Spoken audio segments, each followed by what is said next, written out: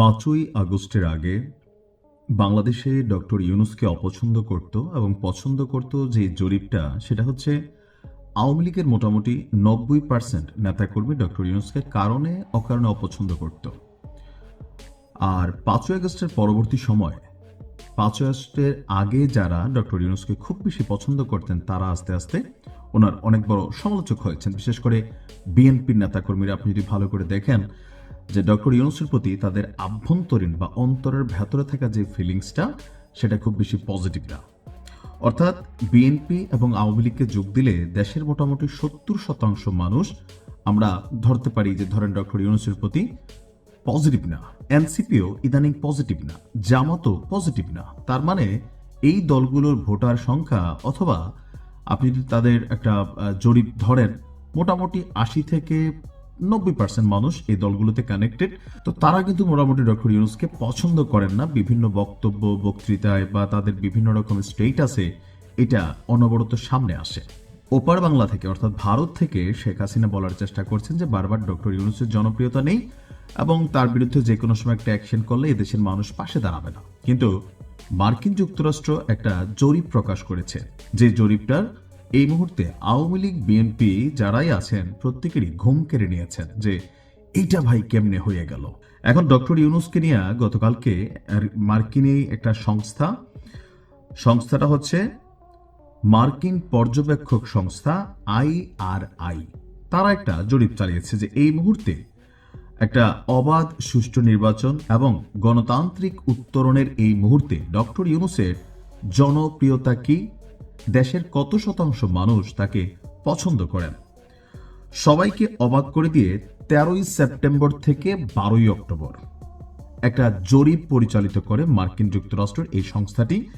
আর বাংলাদেশের 2/3 বেশি উত্তরদাতা, মানে তারা যাদের কাছে জরিপ চালিয়েছে, প্রশ্ন হচ্ছে এই সংস্থাগুলো যখন জরিপ চালায় আপনি দেখবেন যে সবসময় যে সরকারে যারা থাকেন তাদের জনপ্রিয়তাই 95% সবসময় পজিটিভলি একটা রিপোর্ট হয়। তো এখানেও এর ব্যতিক্রম হয়নি।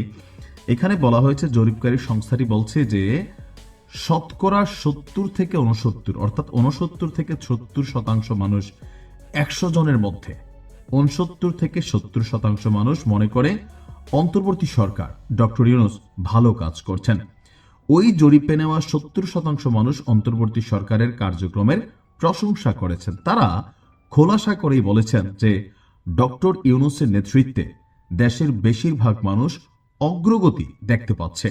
এশিয়া প্যাসিফিকের সিনিয়র ডিরেক্টর জোহানা কাও বলছেন ডক্টর মোহাম্মদ ইউনূস এবং অন্তর্বর্তীকালীন সরকারের প্রতি বাংলাদেশের মানুষের আস্থা অপরিবর্তিত রয়েছে। এ দেশের মানুষ একটি জবাবদিহিতামূলক সরকার এবং বিভিন্ন ক্ষেত্রে ব্যাপক সংস্কার দেখতে চায়। জরিপে সেই আকাঙ্ক্ষারই প্রতিফলন হয়েছে। বাংলাদেশে যে নির্বাচন অত্যাসন্ন, জরিপে অংশ নেওয়া 80% মানুষ আশা করে আগামী নির্বাচনটি অবাধ এবং সুষ্ঠু হবে। দর্শক, ইন্টারন্যাশনাল রিপাবলিকান ইনস্টিটিউট অর্থাৎ আমেরিকার এই সংস্থা IRI centre for insights and survey research কর্তৃক পরিচালিত ওই জরিপের সামগ্রিক মূল্যায়ন হচ্ছে বাংলাদেশিরা প্রধান উপদেষ্টা ডক্টর মোহাম্মদ ইউনূস এবং অন্তর্বর্তী সরকারের কর্মক্ষমতাকে এখনো অপ্রতিরোধ্য বলে সমর্থন করে চলছেন। ওই জরিপকে IRI তাদের প্রাক নির্বাচন মূল্যায়ন মিশনের রিপোর্ট বলে উল্লেখ করেছেন। প্রতিষ্ঠানটি এও নিশ্চিত করেছে যে সীমিত পরিসরে হলেও আগামী ফেব্রুয়ারিতে প্রস্তাবিত বাংলাদেশের ত্রয়োদশ জাতীয় সংসদ নির্বাচন পর্যবেক্ষণ করবে IRI।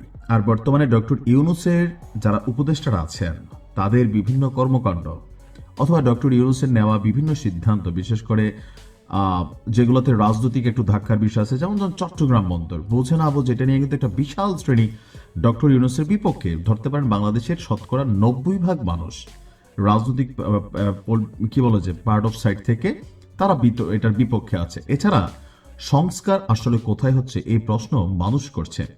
তো তাহলে IRI যে জরিপটা করছে এটা কি দেশের 20 কোটি মানুষের মধ্যে ধরেন তারা বলছে 2/3 12 থেকে 14 কোটি মানুষের উপরে রিসার্চ করছে? জীবনেও না। এটা করে কি নির্দিষ্ট একটা এলাকা থেকে বা নির্দিষ্ট কিছু অংশ থেকে কিছু কিছু মানুষের কাছে তারা মূল্যায়ন করে। যেমন ধরেন পার্সেন্টেজটা করা হয় যে 100 জন মানুষকে টার্গেট করে তারা 70 জনের 100 জন মানুষের মতামত নিছে, অথবা 1000 জন অথবা 10,000 জন, এর বেশি কিন্তু এরকম জরিপ হয় না। তো ওই 10,000 জন কারা, তাদের মেন্টালিটি থেকে যে বক্তব্য আসছে এটাই কিন্তু এখানে চলে আসছে।